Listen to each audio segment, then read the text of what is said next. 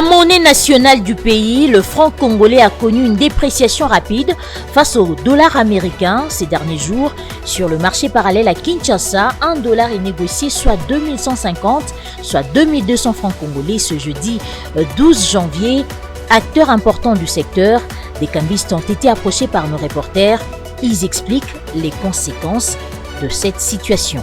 Les professeurs des universités et instituts supérieurs réunis au sein du réseau des associations des professeurs d'universités et instituts supérieurs du Congo menacent d'aller en grève, une décision qui intervient 4 jours après la rentrée académique édition 2022-2023. Les détails à suivre dans ce journal. Vous informer, c'est notre première préoccupation. Mesdames et messieurs, bonsoir et bienvenue à tous. Le ministre de la Communication et Médias, Patrick Muyaya, et celui de l'Enseignement supérieur et universitaire, Moïndo Nzangi, ont échangé avec la presse dans la soirée de mercredi 11 janvier sur la réalisation en cours du projet de construction d'infrastructures universitaires en RDC, et la polémique autour de l'attribution des marchés a été largement évoquée. Reportage de Tony Antoine Dibendila et Djoumanana. Ceux qui ont été avec nous dans la tournée, ils ont vu que, par exemple, à l'UPEN... Dans ses explications, les ministres de l'Enseignement supérieur et universitaire, Moïndo Nzangi, a dressé les tableaux de la situation de la construction des infrastructures universitaires en République démocratique du Congo pour la première phase lancée par le chef de l'État, Félix Tshisekedi. Il a noté des avancées significatives dans les 5 universités, notamment l'Université pédagogique nationale, l'Institut national du bâtiment et des travaux publics, l'Université des Kananga, l'Université de Mbuji-Mayi et l'Université de Bunia. Il s'est réjoui de ces projets ambitieux qui permettra à la RDC de rivaliser avec d'autres universités du monde sur les plans infrastructurels. Soulignant ainsi l'accélération des travaux à l'UPN et à l'INBTP, quand bien même les travaux à l'Université de Mbuji-Mayi ont été retardés, tout en détaillant les processus d'attribution des marchés pour ces travaux, qui fait polémique dans certains milieux. Nous avons lancé un appel d'offres où tout le monde était invité à faire. Et ce sont les entreprises. Et dans toutes les étapes, nous avons obtenu les autorisations de la DSMP qui a vérifié les documents et la régularité de tous les actes qui ont été posés. Ils n'ont pas malheureusement souligné qu'il y avait une entreprise qui aurait gagné des marchés partout. Et moi-même, en vous suivant, j'ai vu que ceux qui ont gagné des marchés, c'était plutôt des consortiums. Je ne veux pas vu une seule entreprise qui a gagné le marché parce que plusieurs entreprises qui sont associées pour pouvoir exécuter ces marchés-là. Donc, nous vérifions les dossiers. Nous ne sommes pas habilités à pouvoir vérifier la personne qui est derrière chaque dossier, puisque sinon, nous entrons dans une subjectivité. Dans le cadre de ce que nous faisons comme travail, ceux qui présentent les beaux dossiers, ceux qui présentent de bonnes garanties, c'est eux qui gagnent les marchés. Et ça se passe toujours comme ça. Le ministre de l'ESU a également annoncé le lancement imminent de la deuxième phase de modernisation et de construction d'autres universités dans le pays, notamment l'université de Goma, l'université de Lubumbashi, l'université de Kikwit, l'université de Mbandaka et l'université supérieure de Matadi.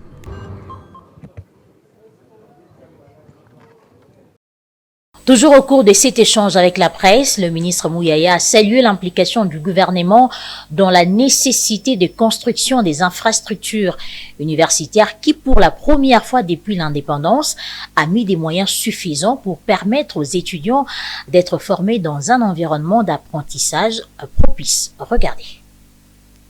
Il y a quelques jours, mon collègue à ma droite, le ministre de l'Enseignement supérieur et universitaire, a fait le tour de Kinshasa pour visiter les différents travaux de construction des universités. Pour la première fois depuis l'indépendance, le gouvernement de la République construit des universités modernes à travers le pays. Nous avons suivi depuis quelques mois les programmes qui construisent des universités à travers le pays. Ce soir, nous voulons faire un focus sur le programme de manière générale, mais aussi répondre à plusieurs questions que se posent les journalistes et même dans l'opinion, parce que nous avions entendu des messages du genre qu'il y a eu détournement. Aujourd'hui, nous voulons, en toute transparence et dans l'esprit de redevabilité qui nous caractérise, donner à l'opinion des éléments d'information nécessaires pour permettre une meilleure compréhension de ce programme qui est à plusieurs titres historique, parce que Avant nous, aucun gouvernement ne l'avait fait, construire simultanément 5 universités modernes à travers le pays. Autre chose à signaler dans ce journal, le pape François arrive à Kinshasa le 31 janvier prochain. Si pour les uns, sa venue est purement évangélique, dans les coulisses, par contre, certaines sources renseignent qu'il s'agit au-delà de la mission pastorale de prendre à bras le corps la question des protections des intérêts économiques catholiques qui fait déplacer le Saint-Père, la perception parfois différente des vues entre l'État et l'Église sur l'important patrimoine foncier de cette dernière ferait partie de sensibilité à traiter. Reportage de Willy Akondalomanga et Pichunzita. Prenons à titre d'exemple la commune de la Gombe, où l'on peut citer le centre Boboto avec ses écoles primaires et secondaires, son centre culturel et son complexe sportif. Le lycée Boussangani, le centre d'études pour l'action sociale CEPAS, le centre interdiocésain, la paroisse Sainte-Anne, la Nonciature, ou encore le collège Saint-Joseph et autres. Sans omettre l'imposant immeuble de la Reine de la Paix et ses autres bâtiments allant du croisement des avenues des Huileries et Tombalbaye jusqu'à la paroisse Fatima.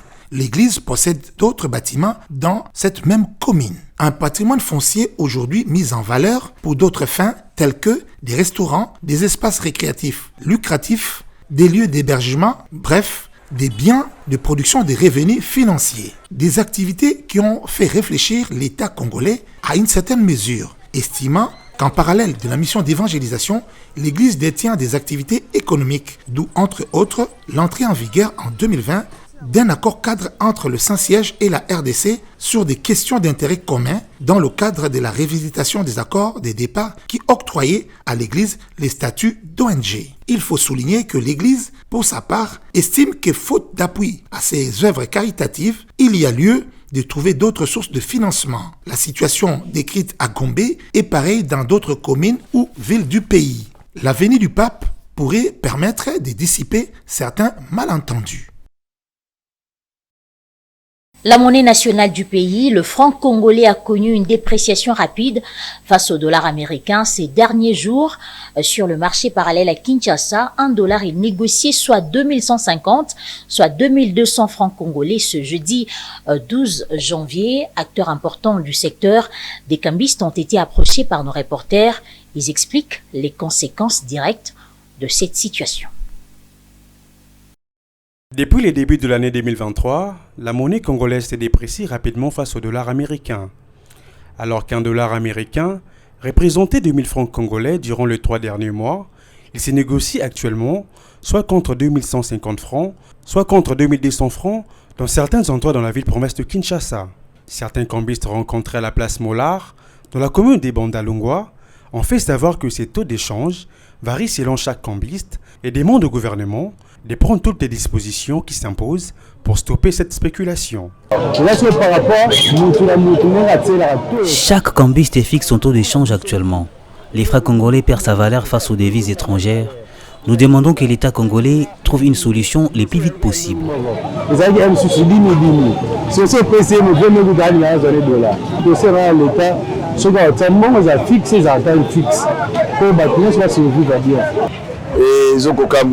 Chaque jour au moins, chiffres ont changé. Les autres ont dans le sens que, économiquement parlant, ce qu'on a 100 dollars. Les francs congolais varient du jour au jour. Les prix des denrées alimentaires et la vie sociale des Congolais aussi varient. Et ce n'est pas stable.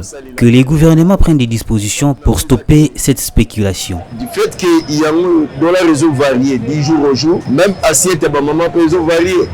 Le prix à bilo réseau varié. Pour elo konyo so otozo somba ezalaka varié par rapport au dollar. Elo otozo luka ba konzi ba koka kobongisa pour esala bien pour la population. Rappelons que lors de la dernière réunion du Conseil des ministres de l'année 2022, la gouverneure de la Banque centrale du Congo, Madame Malangou Kabedi, avait fait savoir que le franc congolais avait perdu en cumul annuel 0,79% de sa valeur à l'indicatif et 4,46% en parallèle. Dans un autre chapitre, le gouvernement de la République démocratique du Congo poursuit sa politique relative à la réduction du train de vie des institutions.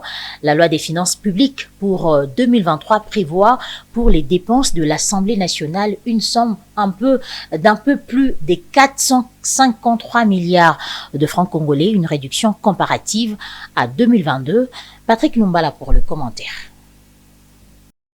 Dans la loi des finances publiques 2023 de la République démocratique du Congo, 453,8 milliards de francs congolais, c'est les montants réservés aux dépenses de l'Assemblée nationale, soit environ 225,5 millions de dollars américains. D'après ces documents promulgués par le président de la République, Félix-Antoine Tshisekedi, et exécutés par le gouvernement de la République, les allocations en faveur de l'Assemblée nationale représentent 1,62% des dépenses provisionnelles du budget 2023. En 2022, l'Assemblée nationale avait reçu les allocations budgétaires de l'ordre de 541,4 milliards de francs congolais, soit 2,65% des dépenses totales du gouvernement de la République.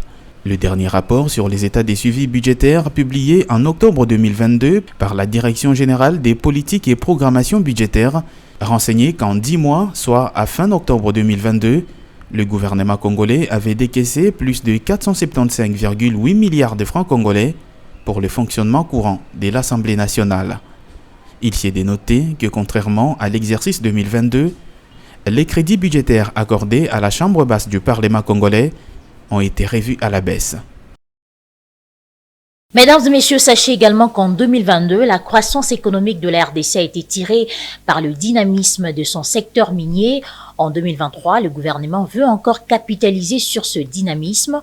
La RDC veut en effet tirer du secteur minier 5,3 milliards de dollars américains des recettes fiscales et non fiscales au cours de cette année 2023. Suivez. Le gouvernement de la République démocratique du Congo attend du secteur minier pour l'exercice 2023 des recettes estimées à 10 887 milliards 902 364 907 francs congolais, soit environ 5,387 milliards de francs congolais, au taux budgétaire moyen de 2021 francs congolais le dollar américain, selon les documents relatifs aux actes générateurs des recettes publiques de la loi des finances 2023. Dans le budget 2023, on note également un accroissement des 146,3% des recettes issues du secteur minier par rapport aux prévisions des recettes du budget 2022 qui étaient de plus de 4 419 milliards de francs congolais.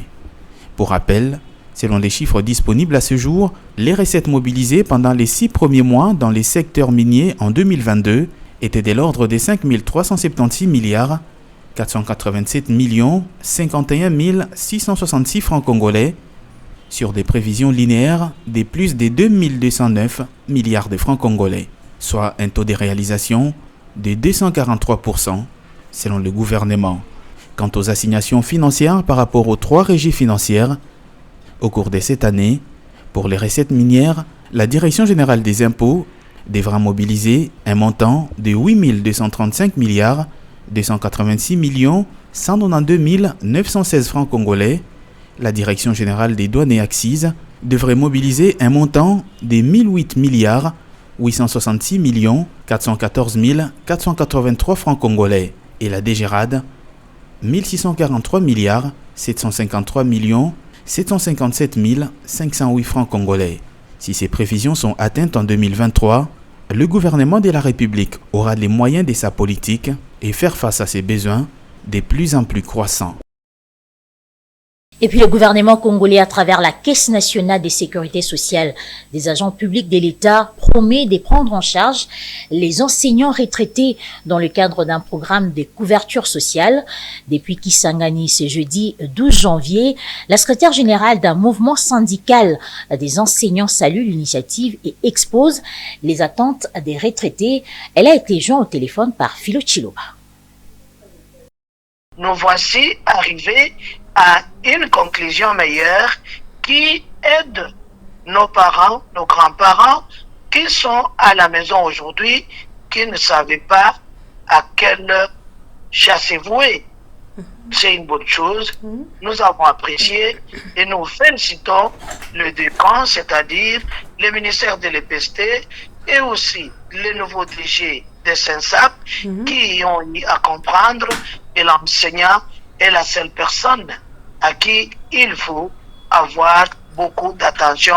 Les enseignants eux-mêmes ont créé une caisse de retraite en interne. Okay. C'est une caisse qui doit être approvisionnée par la cotisation mensuelle de l'enseignant et aussi que la cotisation qui va être versée au SENSAP se fait accompagner de la subvention de l'État qui a eu à utiliser ces agents, ces enseignants aux fins de besoins de la République. Je nous appelle, nous les enseignants, à être unis et forts pour que l'argent que nous souhaitons avoir dans la caisse de retraite et aussi dans les comptes de ces SAP arrive au plus vite que possible pour que les enseignants qui sont déjà sortis en retraite reçoivent leur pension et que les enseignants apprennent et comprennent qu'à dater de ce jour, nous ne sommes pas seuls,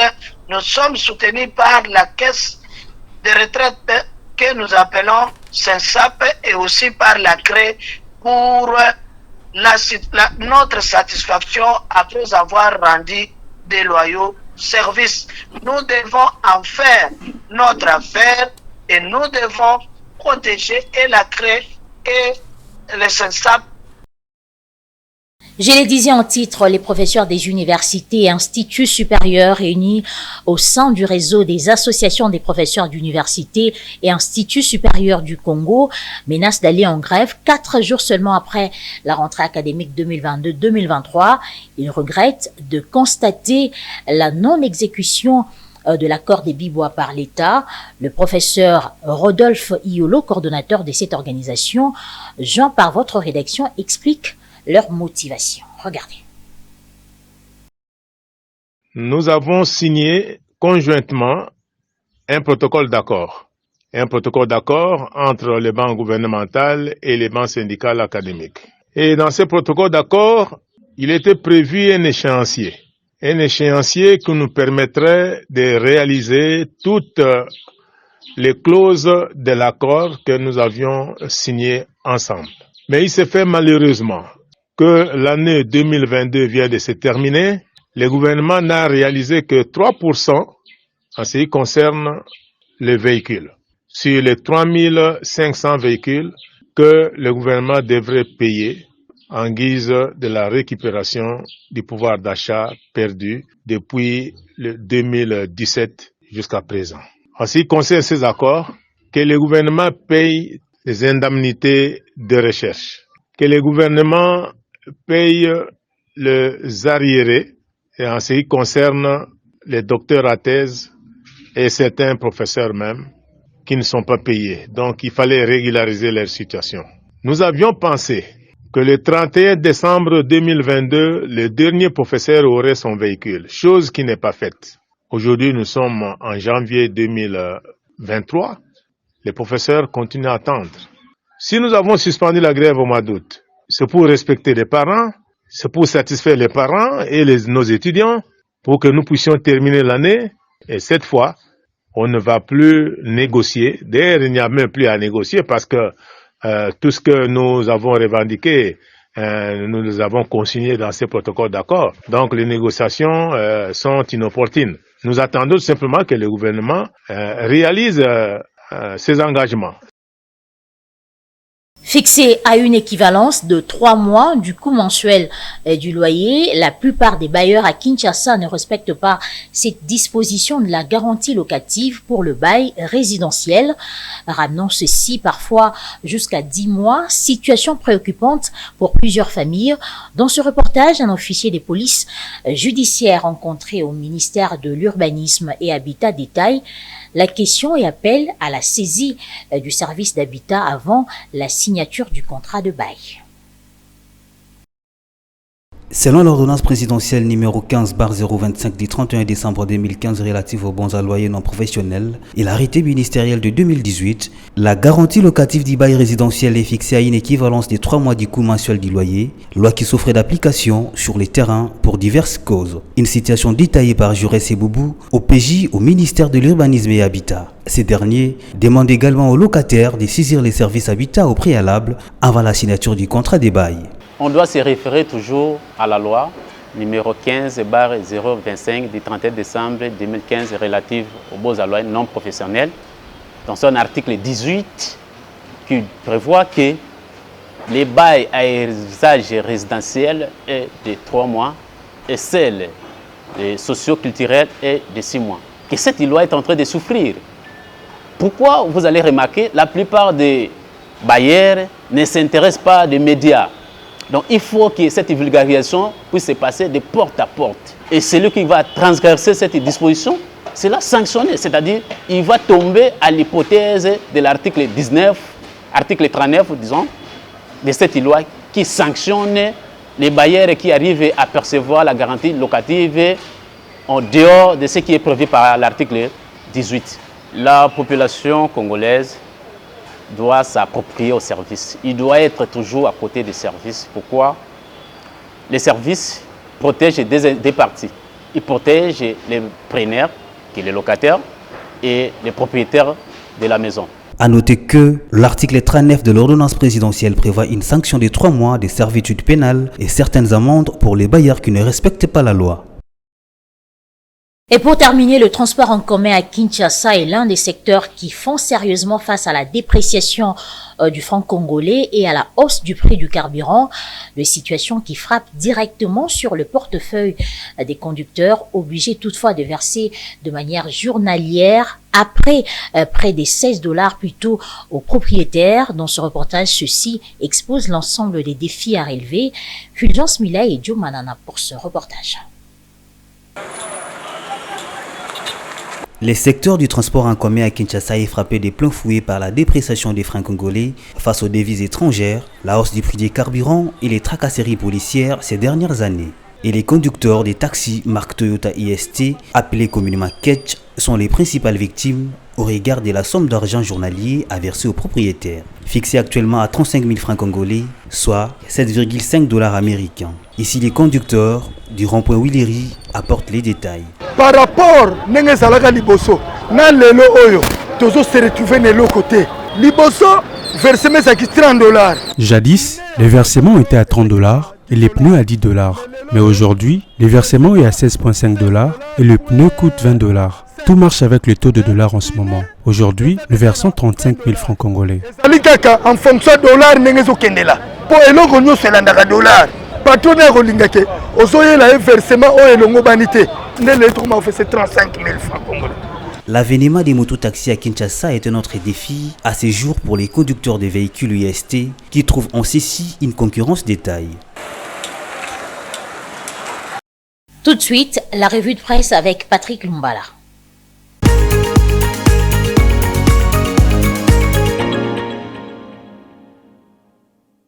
Bienvenue à toutes et à tous dans cette revue économique sur votre télévision. Une revue que nous ouvrons avec l'agence congolaise de presse qui titre à sa 11e page « Entité territoriale décentralisée, 15% des redevances minières permettent la construction des infrastructures. Les 15% des redevances minières rétrocédées aux entités territoriales décentralisées ont permis la construction des infrastructures de base et a un impact visible sur la population dans la province du Haut-Ouélé. » En République démocratique du Congo, a révélé à l'ACP John Oriane. Les opérations minières de Kibali sont déployées dans les territoires des Ouatsa et Faradje, touchant 6 entités territoriales décentralisées concernées par le partage de la quote-part de 15% de la redevance minière. Il s'agit, détaille le journal, du secteur des Kibali et Mambutu ainsi que les chefferies des Logodoka, des Mariminza et Logo Ogambi. La société Kibali Mining, précise le journal, est située au nord-est de la République démocratique du Congo, dont le chiffre d'affaires en 2020 s'élevait à 1,4 milliard de dollars américains. En 2018, les réserves d'or étaient de 8,3 millions d'onces d'or pour une production d'environ 235 tonnes. Cette production, explique le journal, n'est pas profitable à la RDC à cause de sa participation au capital, soit 10%, tandis que 90% restants sont répartis entre deux grosses entreprises, Barrick Gold et le Canadien numéro 1 mondial de l'exploitation d'or et Anglo Gold Ashanti de l'Afrique du Sud. Outre l'or, la République démocratique du Congo est également classée 4e plus gros producteur de diamants en Afrique et 6e au niveau mondial. Elle détient également 60 à 80% des réserves mondiales du coltan, un composant essentiel pour la fabrication des téléphones ou encore des ordinateurs, conclut le journal.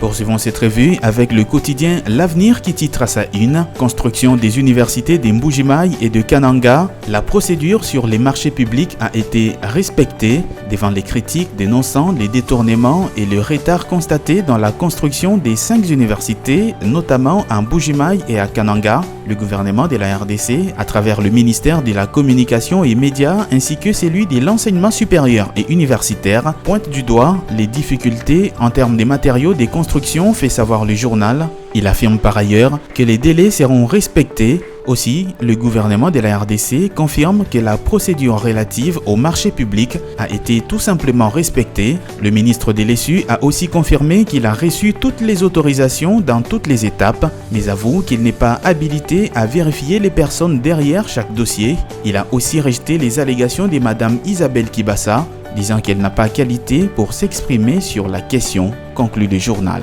Terminons cette revue avec le quotidien Forum des As qui titre à sa 4e page « Refus d'accueillir les réfugiés en provenance de la RDC ». L'ONG Human Rights Watch a accusé Paul Kagame d'instrumentaliser les droits des réfugiés. Lewis Mudge, directeur Afrique centrale de cette ONG internationale, a condamné l'avertissement sans embâge lancé par le président rwandais aux réfugiés de la République démocratique du Congo, fait savoir le journal. Human Rights Watch a sévèrement critiqué les propos du Rwandais Paul Kagame, selon lesquels « Nous ne pouvons pas continuer à accueillir des réfugiés pour lesquels, plus tard, nous serons tenus responsables d'une manière ou d'une autre ou attaqués ». La déclaration de Paul Kagame illustre crûment la politisation des droits des réfugiés opérée par le gouvernement rwandais, a fait savoir le représentant de l'ONG en Afrique centrale. Pour Human Rights Watch, poursuit le journal, la position de Paul Kagame intervient à un moment où le Rwanda vient de conclure un accord peu scrupuleux d'un montant de 120 millions de livres, soit environ 145 millions de dollars américains avec le Royaume-Uni pour accueillir les demandeurs d'asile arrivés au Royaume-Uni par des voies irrégulières. Outre avoir tenté d'édulcorer le bilan du Rwanda en matière des droits de l'homme, les autorités britanniques ont cherché à justifier leur politique en affirmant que le Rwanda a une solide expérience en ce qui concerne l'accueil des réfugiés, dont environ 76 000 sont issus de la République démocratique du Congo. En réalité, poursuit l'ONG, le gouvernement britannique ignore délibérément les faits. Comme il le faisait déjà il y a 10 ans, le Rwanda soutient la rébellion du M23 dans l'est de la RDC, la reprise des hostilités par le M23, l'armée congolaise et divers autres groupes armés a contraint plus de 520 000 personnes à fuir leur foyer, selon les Nations Unies, a affirmé Human Rights Watch et conclut le journal. Fin de cette revue sur votre télévision. Merci à toutes et à tous de l'avoir suivi.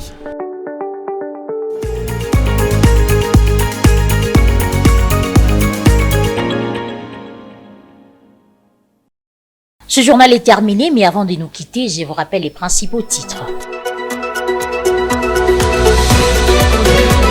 La monnaie nationale du pays, le franc congolais, a connu une dépréciation rapide face au dollar américain ces derniers jours. Sur le marché parallèle à Kinshasa, un dollar est négocié soit 2150, soit 2200 francs congolais. Ce jeudi 12 janvier, acteurs importants du secteur, des cambistes ont été approchés par nos reporters. Ils ont expliqué les conséquences de cette situation. Les professeurs des universités et instituts supérieurs réunis au sein du réseau des associations des professeurs d'universités et instituts supérieurs du Congo menacent d'aller en grève, une décision qui intervient 4 jours après la rentrée académique 2022-2023, une information que vous avez également suivie dans ce journal. Et voilà, c'est la fin de cette session d'information, mesdames et messieurs. Merci à vous de l'avoir suivi. Un journal réalisé par Rabi Samangwa, Pichunzita, Ruben Manata, Fulgence Milay, sous la coordination de Tony Antoine Dibenzi.